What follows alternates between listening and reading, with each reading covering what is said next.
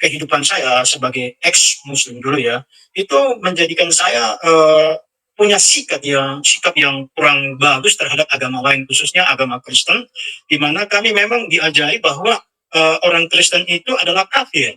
Dan kenapa dikatakan kafir? Sebab mereka menyembah orang Barat ya. Jadi Yesus itu orang Barat ya, hidungnya mancung, rambutnya pirang. Jadi agak sulit kami mau menerima Tuhan atau Allah yang notabene itu adalah manusia, karena itu merupakan kedurhakaan, kefasikan yang sangat luar biasa dalam keyakinan yang lama ya. Nah, dalam tahun-tahun pertama dalam perjalanan hidup saya, memang kita sudah dididik, diarahkan ya, dan budaya juga memaksa kita untuk bisa memegang erat ya iman yang kami miliki, sebab bagi kami dulu adalah Islam itu adalah agama yang paling benar. Di luar dari Islam tidak ada lagi yang lain. Sehingga di sebuah perjalanan iman yang penuh keyakinan, ia pernah berdiri teguh pada ajaran yang diyakininya sejak kecil. Baginya, kebenaran sudah jelas, tidak ada ruang untuk meragukan, apalagi mempertanyakan.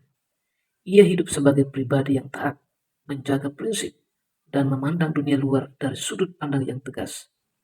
Namun, semuanya mulai berubah ketika ia mengalami sesuatu yang tak pernah ia bayangkan sebelumnya. Sebuah perjumpaan pribadi, bukan di tempat ramai, bukan pula karena pengaruh orang lain, tetapi dalam keheningannya yang begitu dalam. Di sanalah ia merasa seolah dipanggil, disentuh oleh kasih yang berbeda dari yang pernah ia kenal. Sosok itu ialah Tuhan Yesus, hadir bukan sekedar sebagai nama, tetapi sebagai pengalaman yang nyata, penuh damai, penuh kasih, dan begitu menggetarkan hatinya. Pergumulannya pun dimulai antara keyakinan lama yang telah mengakar kuat dan pengalaman baru yang tak bisa ia sangkal. Hatinya bergejolak hingga akhirnya ia mengambil keputusan terbesar dalam hidupnya. Sebuah keputusan yang mengubah segalanya. Inilah kisah tentang pencarian kebenaran, keberanian menghadapi konsekuensi, dan perjalanan iman yang tak biasa. Nah, apa yang sebenarnya ia alami? Dan bagaimana perjumpaan itu mengubah hidupnya selamanya? Dan apa saja alasannya sehingga ia berani mengambil keputusan dalam hidupnya untuk meninggalkan keyakinan lama dan kemudian percaya kepada Yesus Kristus? Apa saja yang mempengaruhinya? Ya, mari kita sama-sama saksikan kesaksian selengkap dari seorang murtadin ini. Kiranya melalui kesaksiannya boleh memberkati kita dan menguatkan iman percaya kita kepada Tuhan Yesus. Selamat menyaksikan. Tuhan Yesus memberkati kita semua.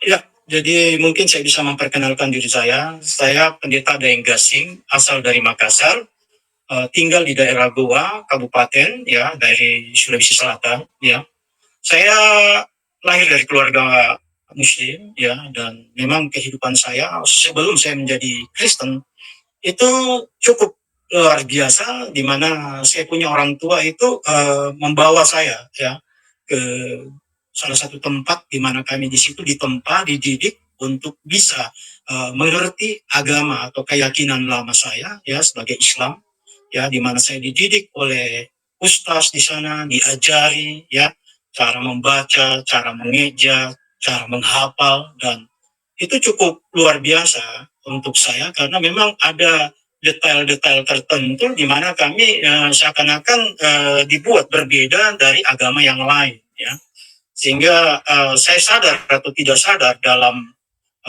kehidupan saya sebagai ex Muslim dulu ya, itu menjadikan saya punya sikap yang kurang bagus terhadap agama lain, khususnya agama Kristen, di mana kami memang diajari bahwa orang Kristen itu adalah kafir.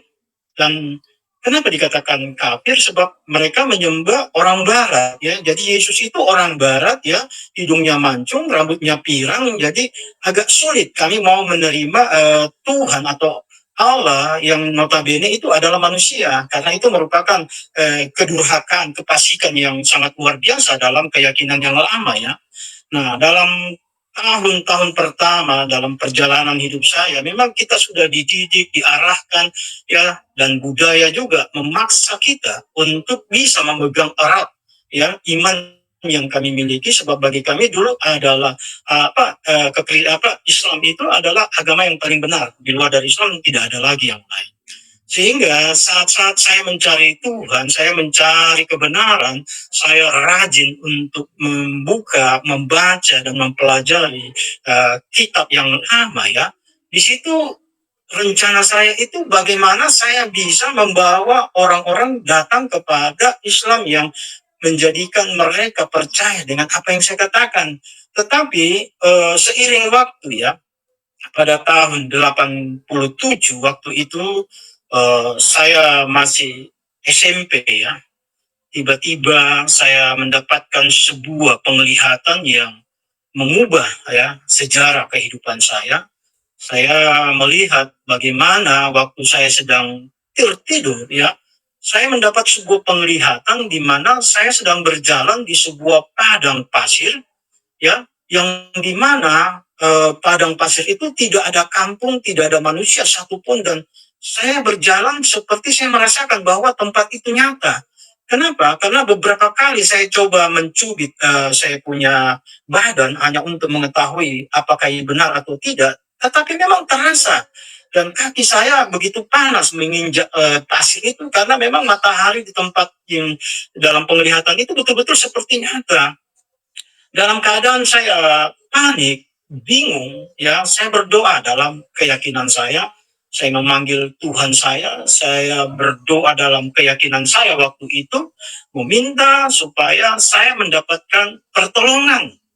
Tetapi sampai saya terasa lelah, capek, lapar, dan haus, ya, saya tidak mendapatkan pertolongan, dan saya berteriak memanggil junjungan saya waktu itu ya sambil apa ya berasal ya untuk bisa mendapatkan pertolongan, tetapi sampai kalimat terakhir pun yang keluar dari mulut saya itu seperti hampa, kosong, dan tidak ada sama sekali yang bisa menolong saya waktu itu. Dan saat saya sudah melihat bahwa keadaan saya memburuk, tidak baik-baik aja, tiba-tiba saya terjatuh ya, terjatuh itu ke belakang. Jadi kepala saya itu menghadap ke langit. Dan saat saya sudah merasa tidak berdaya, saya rasa saya sudah kehilangan harapan, dan saya percaya bahwa inilah tempat kematian saya ya. Jadi kalau orang Muslim mengatakan itu padang barsa ya, padang mahsyar, di mana orang mati berkumpul di situ. Nah, saya tidak pernah menyangka, saya tidak pernah berpikir, tiba-tiba saya melihat langit terbelah dua ya, dan tiba-tiba ada sosok yang sangat luar biasa turun ya di hadapan saya, dan saya melihat bahwa memang wajahnya mirip seperti apa yang seringkali ada di gambar-gambar foto Tuhan Yesus di rumah orang-orang Kristen pada waktu itu, karena ya saya juga biasa melihat bahwa ada tetangga-tetangga yang sering memasang foto itu. Dan saya heran, tiba-tiba saya mendapatkan sebuah kekuatan, tetapi saya nggak bisa berdiri, saya hanya bisa berlutut, ya, sujud di hadapannya, dan saya hanya bisa berkata, Tuhan, Tuhan ampuni saya. Tetapi saya sendiri berpikir ya dalam hati saya katakan, loh, kok saya memanggil dia Tuhan? Padahal saya sendiri baru kenal dia, baru lihat saya, tapi mulut saya terus mengaku dia Tuhan, dan saya sujud di hadapannya, dan terus mulut saya mengatakan, ampuni saya Tuhan, ampuni saya Tuhan. Nah, saya sendiri bertanya, loh, kok saya ini bisa merasa bahwa saya punya dosa, padahal kehidupan saya waktu itu cukup terjaga, ya, cukup bisa saya menjaga kehidupan saya karena saya selalu mendirikan salat 5 waktu, tidak berjudi, tidak mabuk, tidak minum, tidak semua-semuanya. Saya hanya belajar untuk mencari Tuhan ya. Jadi saya heran apa yang membuat saya mengatakan bahwa ampuni saya Tuhan, orang berdosa ini. Nah, saat saya melihat ya bahwa sosok atau pribadi yang ada di hadapan saya ini, dia menutup matanya, saya semakin merasa tidak layak, dan dalam hati saya tidak ada satupun yang bisa menolong saya keluar dari padang gurun ini atau padang barsa ini atau padang tempat orang kumpulnya ya. orang mati itu kalau saya tidak ditolong oleh dia, sehingga saya meminta dengan sungguh-sungguh kepada dia bahwa Tuhan bukalah matamu untukku. Lalu apa yang terjadi waktu Tuhan Yesus yang saya lihat dalam penglihatan itu membuka matanya, tiba-tiba ada sinar yang begitu terang dan sangat terang sekali, jelas menembus saya punya eh, perasaan hati ya, dan membuat saya betul-betul seperti orang berdosa. Dan saya melihat bahwa matanya tertutup lagi untuk kedua kalinya. Saya meminta lagi untuk membuka dan sinar itu keluar lagi ya untuk kedua kalinya, dan saya betul-betul merasa bahwa saya ini orang berdosa, tidak layak di hadapannya. Sampai ketiga kalinya saya melihat dia menutup mata dan saya meminta lagi, dan mata yang ketiga kalinya terbuka dan saya merasakan ada sesuatu yang luar biasa yang menghancurkan ya dinding atau tembok kesombongan rohani saya, yang dimana saya merasa bahwa saya ini orang benar, saya ini orang baik, saya ini orang layak di hadapannya, tetapi waktu tembok itu hancur, saya mengatakan ternyata saya butuh Engkau Tuhan. Dan saat saya sujud, saya memperhatikan kakinya, memang kakinya itu ada lubang ya, yang saya lihat lubang ya, saya belum tahu waktu itu lubang apa, tetapi setelah saya menjadi seorang Kristen saya baru tahu bahwa itu adalah lubang paku di mana dia sudah berkorban ya, disalibkan untuk menebus dosa saya. Dan saya melihat tangannya ya, itu pun ada lubang di telapaknya ya, dan dia menaruh di atas kepala saya sesuatu yang baru, sesuatu yang luar biasa mengalir dalam hidup saya, dan tiba-tiba ya terangkat kembali naik ke langit. Langit tertutup, saya terbangun dan saya lihat masih subuh, saya ambil salat subuh, ya, dan saya menjadi penasaran akan apa yang terjadi, ya. Nah, dalam perjalanan hidup ini itu menjadikan apa ya? Menjadikan ya semacam sesuatu yang penting, karena terus-terus saya mikirkan, saya pikir, dan saya sering bertanya ya kepada teman-teman, ya, kepada ustaz, kepada saudara-saudara yang muslim, dan mereka mengatakan bahwa itu hanya setan, itu hanya pengaruh iblis yang mau membuat kamu tinggalkan keyakinan. Tetapi saya bilang kalau memang itu setan atau iblis ya dalam hati saya ya, pastilah saya akan ketakutan, gemetar. Tetapi saya melihat ini penuh sukacita. Saya merasa ada sesuatu yang luar biasa dalam hidup saya, dan saya merasa ini sesuatu yang tidak pernah saya rasakan sebelumnya. Dan apa yang terjadi, saya menjadi semakin bimbang dengan kehidupan saya, sehingga saya tidak lagi menjalankan ibadah-ibadah seperti biasa. Saya nggak datang lagi ke kiai saya, ustaz saya, tapi saya mulai dari dengan kehidupan yang melenceng ya, mabuk-mabukan ya, main judi, berkelahi ya, karena saya merasa bahwa saya sedang tersiksa, batin saya sedang tersiksa, terombang-ambing, dan saya tidak tahu jalan keluarnya, dan saya bingung ya bagaimana saya menyelesaikan masalah-masalah yang saya sedang hadapi ini, sehingga kehidupan saya itu selama 5 tahun itu betul-betul menjauh dari Tuhan, dan saya tidak bisa mendapatkan apapun yang saya inginkan, saya rindukan, dan saya tidak berdaya ya.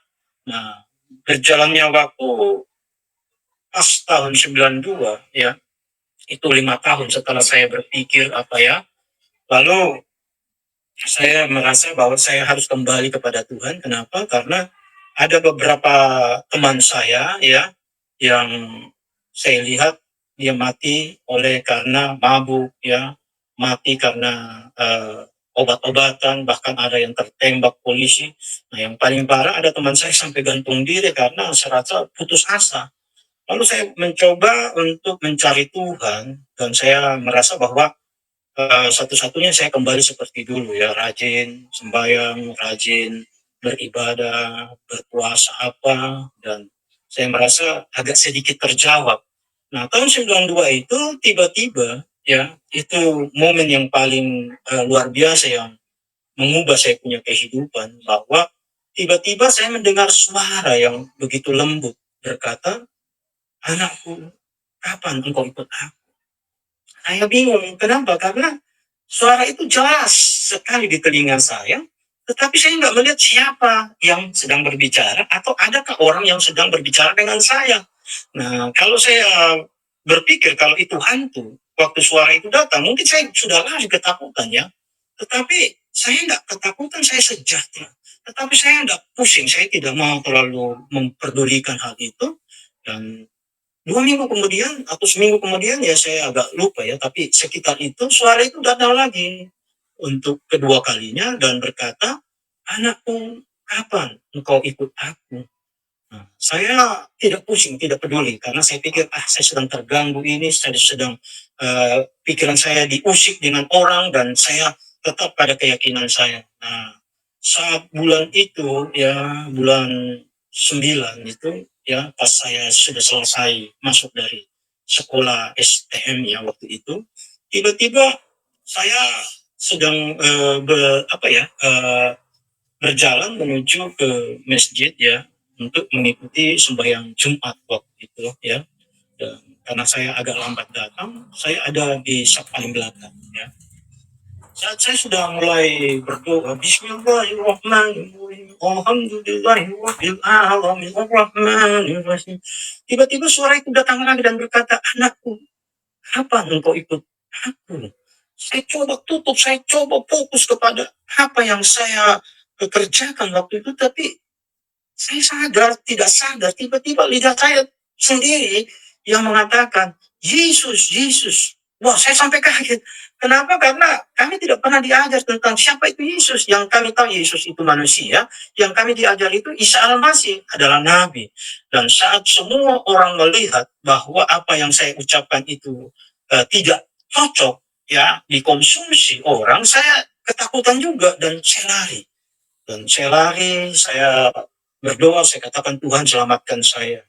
Nah, saat itu saya sudah tidak ragu lagi ya, walaupun ada risiko yang besar yang saya harus hadapi, ya pasti keluarga saya pasti tidak akan terima, rekan-rekan teman-teman yang sudah akrab juga pasti membenci saya. Tetapi saya mengambil satu sikap untuk menerima Yesus sebagai Tuhan. Dan pada waktu saya ke gereja, salah satu gereja yang ada di tempat saya, ya, pendeta itu kaget karena dia berpikir saya sedang berusaha untuk mencari celah di gereja untuk merusak. Tetapi saya katakan tidak, saya mau bertobat, saya sudah terima Yesus sebagai Tuhan saya dan saya mau dibaptis. Dan waktu itu terjadi kegemparan ya, keluarga membenci, keluarga tidak terima. Tahun itu tahun 92 ya. Sehingga saya punya kehidupan itu betul-betul terasa seperti berat. Nah, saya tidak bersyukur bahwa saya pernah menjadi nakal, tapi pada saat segala sesuatunya seperti merugikan untuk saya. Justru dengan keadaan saya waktu saya nakal itu, ya Tuhan izinkan, ya bukan Tuhan suruh, tapi Tuhan izinkan, sehingga saya tidak semudah itu untuk dianiaya orang, dan orang masih berpikir, karena saya masih orang tahu bahwa ini anak tidak tidak takut juga ya. Kenapa? Karena kita ini orang Makassar ya, itu lebih bagus mati daripada malu atau siri ya, karena kami memang sudah dibekali bahwa tulang rusuk itu hilang satu, sehingga kami selalu bawa pisau atau badik kalau bahasa Makassar ya. Nah, dalam perjalanan yang begitu berat, saya merasa tidak sanggup lagi. Saya tinggalkan kota Makassar dan saya lari ke daerah Sulawesi Tenggara, tepatnya saya ada di Pomala. Dan saya bersyukur Tuhan ikut campur dalam perjalanan saya, dan saya banyak melihat bagaimana mujizat-mujizat itu terjadi ya. Salah satu mujizat yang pernah saya dapatkan itu yang pertama kali dalam hidup saya waktu saya dalam keadaan tidak punya apa-apa ya, butuh pekerjaan dan saya tidak tahu jalan keluarnya. Tiba-tiba saya merasa bahwa Tuhan itu ikut campur. Kenapa saya katakan Tuhan ikut campur? Karena waktu saya datang ke gereja saya waktu itu dan mengatakan kepada pendeta di tempat itu, saya katakan, saya minta tolong didoakan untuk bisa masuk di Aneka Tambang. Tapi pendeta saya itu bilang, siapa kenalanmu? Adakah keluargamu? Adakah orang Aneka Tambang yang kau kenal? Saya katakan, saya hanya punya Tuhan. Lalu pendeta itu mengatakan, kamu imanmu baru seumur jagung saja. sombongnya minta ampun. Mana bisa kamu masuk di sini kalau tidak ada keluarga, tidak ada orang kau kenal. Siapa sih yang bisa bantu kamu? Saya katakan Tuhan Yesus. Lalu dia tertawa dan saya katakan, Pak Pendeta, kalau saya nanti diterima di Aneka Tambang Bekerja, itu gaji pertama saya, bukan perpuluhan ya. Gaji pertama saya itu saya akan serahkan sama gereja, ya. Dan pendeta itu tersenyum dan tertawa. Lalu satu ketika, satu momen yang dimana saya bekerja di salah satu proyek aneka tambang di daerah Batu Toru, waktu itu tambang batu kapur, saya tidak tahu sekarang lagi karena sudah lama saya tinggalkan ya. Saya mengecek ya, seng, ada sebuah gudang besar yang eh, dibangun ya, dan waktu jam istirahat jam 12 itu panas sekali karena seng yang dicat, terus matahari terik sekali. Saya mau turun, tiba-tiba Roh Kudus bicara. Ya saya ketahui itu Roh Kudus karena saat saya sudah menjadi pendeta ya saya tahu bahwa itu Roh Kudus. Tapi waktu itu saya belum tahu, saya hanya katakan bahwa itu Tuhan sedang bicara. Jadi waktu Tuhan sedang bicara dengan saya, ya dia katakan kau jangan turun, teruslah mencet. Jadi saya mencet aja, saya nggak pusing, saya mencet aja. Dan akhirnya ada satu pimpinan yang saya kenal waktu itu ya.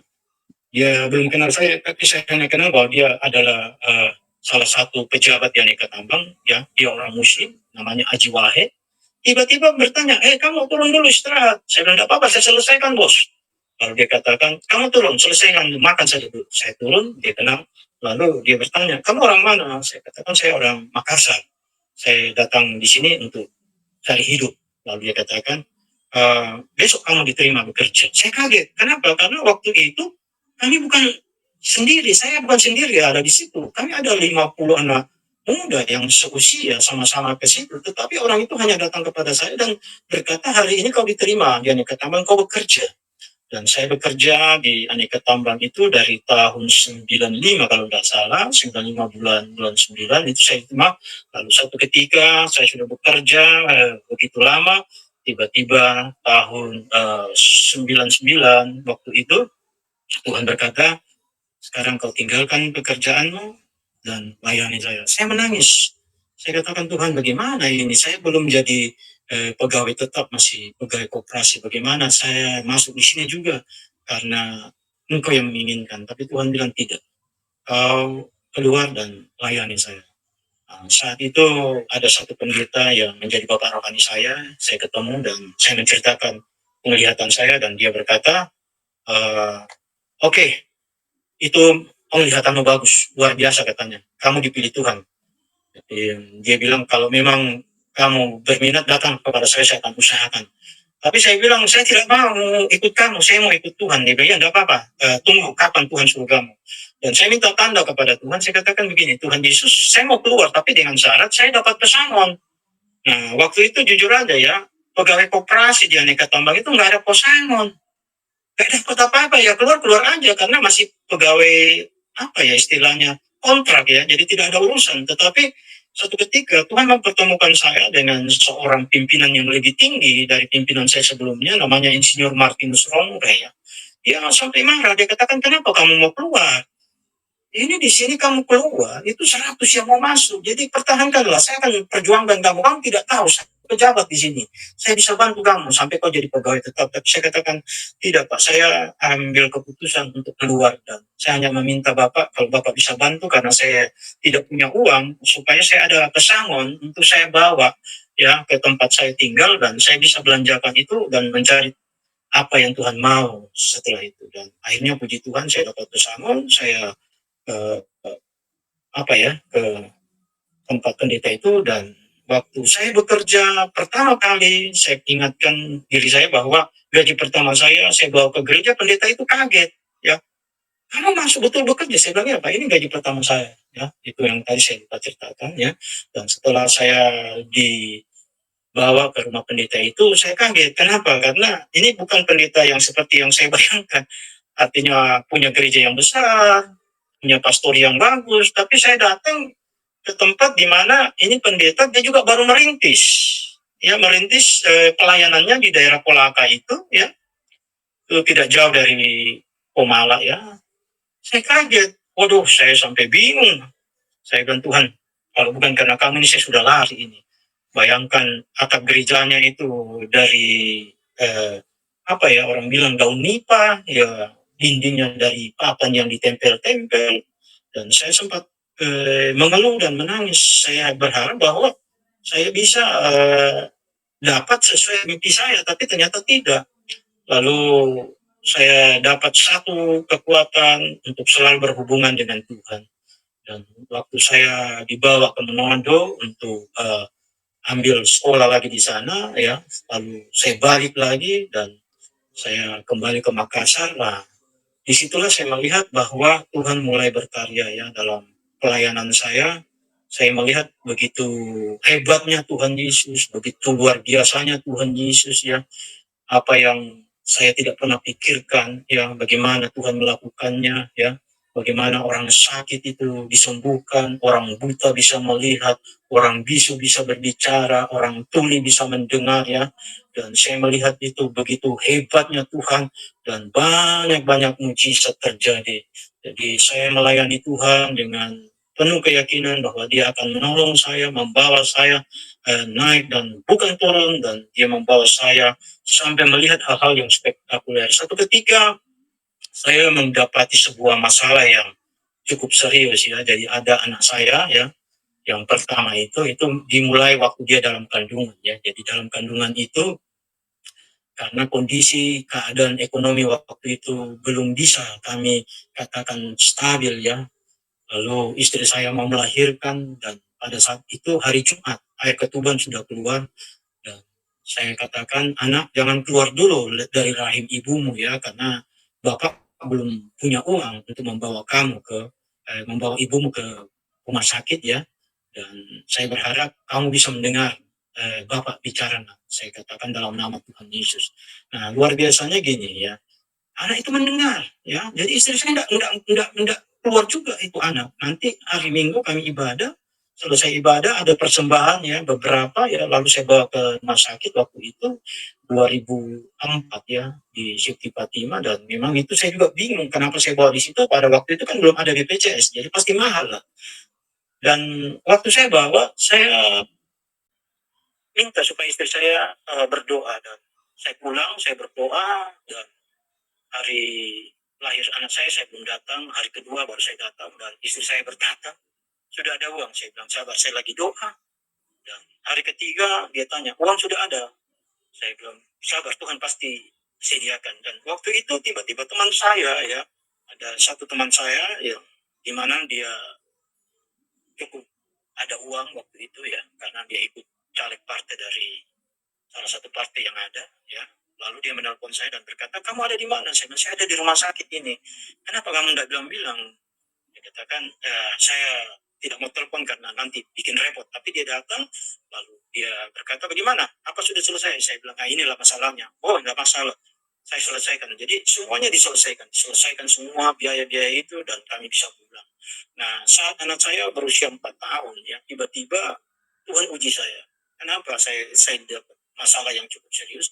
Anak saya makan racun, ya, dia makan baterai, ya, karena tempat kami kumuh sekali, ya, begitu banyak sampah di dalamnya. Dan anak saya tiba-tiba makan, dan tiba-tiba dia punya badan biru semua, dan hampir kehilangan napas. Saya teriak-teriak, Tuhan tolong, tolong, tolong.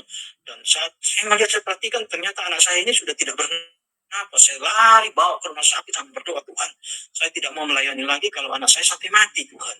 Dan sampai di rumah sakit, saya bawa di rumah sakit di salah satu di Makassar itu, rumah sakit Aceh.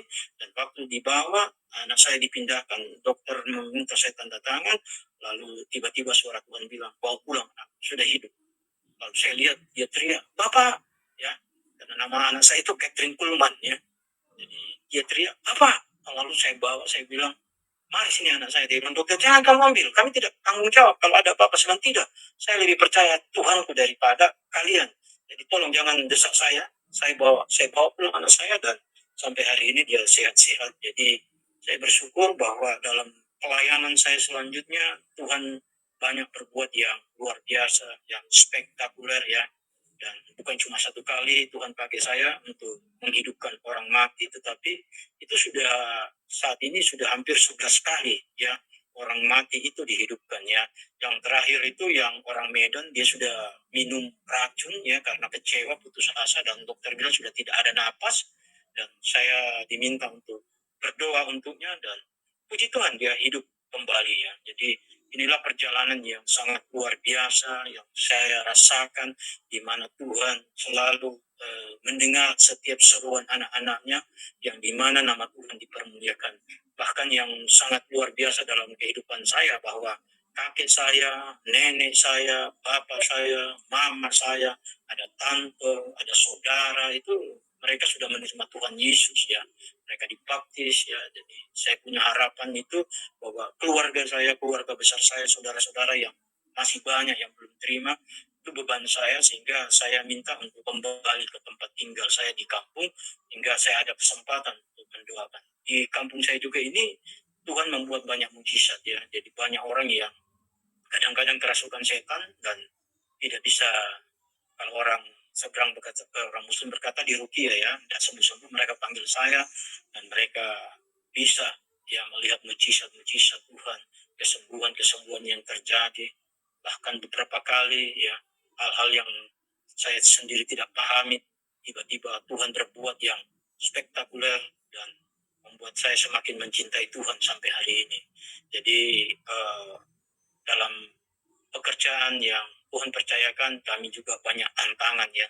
Tidak sedikit masalah yang kami hadapi, penolakan ya. Tetapi kami bersyukur bahwa sampai hari ini kami masih bisa tetap bertahan dalam ibadah-ibadah kami, karena kami tahu bahwa Tuhan itu sempurna, Tuhan itu peduli, dan dia sangat mengasihi, dan dia sangat memperhatikan bagaimana anak-anaknya untuk selalu mengagungkan namanya, karena di dalam dialah ya segala sesuatunya, dan oleh dialah kemuliaan itu nyata adanya.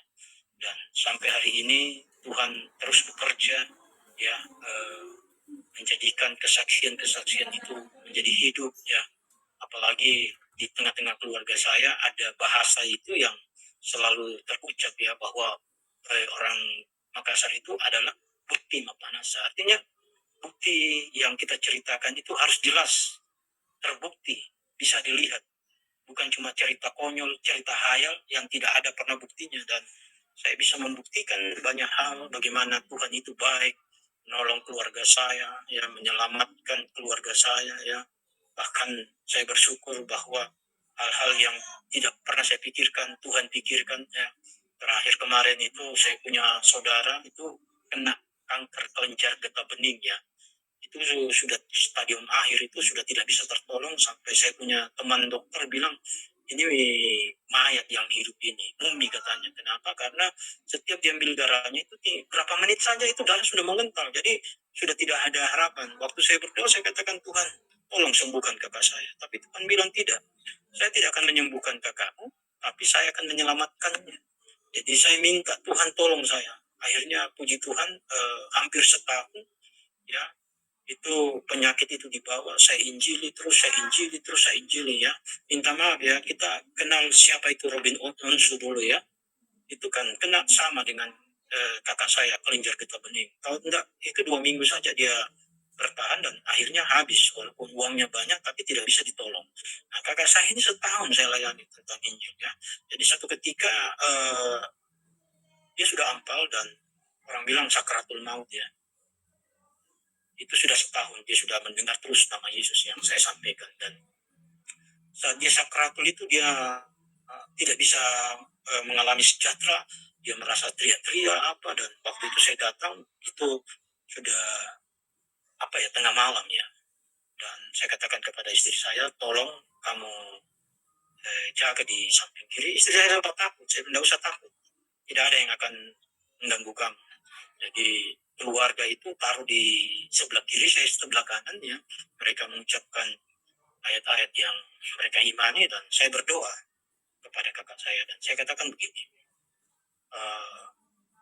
kalau kamu mau selamat dan melihat surga, kau tidak binasa dan kamu tidak dibawa oleh iblis, maka katakan, saya menerima Tuhan Yesus. Bagaimana caranya? Kau anggukkan kepala. Jadi saya tuntun dia, saya katakan, apakah engkau menerima Tuhan Yesus sebagai Tuhan dan Juru Selamatmu? Lalu dia menganggukkan kepalanya, dan waktu itu setelah dia menganggukkan kepalanya, dia punya napas keluar. Dan saya melihat bahwa dia tidak melihat terang sebelumnya. Kenapa? Karena dia sakratul maut itu dari jam 3 sore sampai jam 3 subuh baru dia keluar dari tubuhnya. Itu pun waktu dia mengatakan, mengangguk kepala, saya terima Tuhan Yesus. Ya. Dan itu menjadi kesaksian yang luar biasa. Ibu saya juga sebelum dia meninggal, ya, dia menerima Tuhan Yesus sebagai Tuhan dan Juru Selamatnya. Bapak saya, kakek saya, ya, nenek saya sempat saya baptis menerima Tuhan Yesus, ya. Dan saya bersyukur bahwa itu semua kalau bukan belas kasihan Tuhan dan beban yang saya miliki dalam hati saya untuk keselamatan keluarga saya, ya, mungkin itu tidak akan terjadi. Kenapa? Karena saya melihat bahwa banyak orang itu dia tidak pusing. Yang penting dia selamat, orang lain ya urusannya. Ya kalau orang lain tidak masalah, tapi kalau itu adalah ibumu, itu adalah ayahmu, itu adalah saudaramu, apakah kamu membiarkan mereka masuk dalam api yang kekal?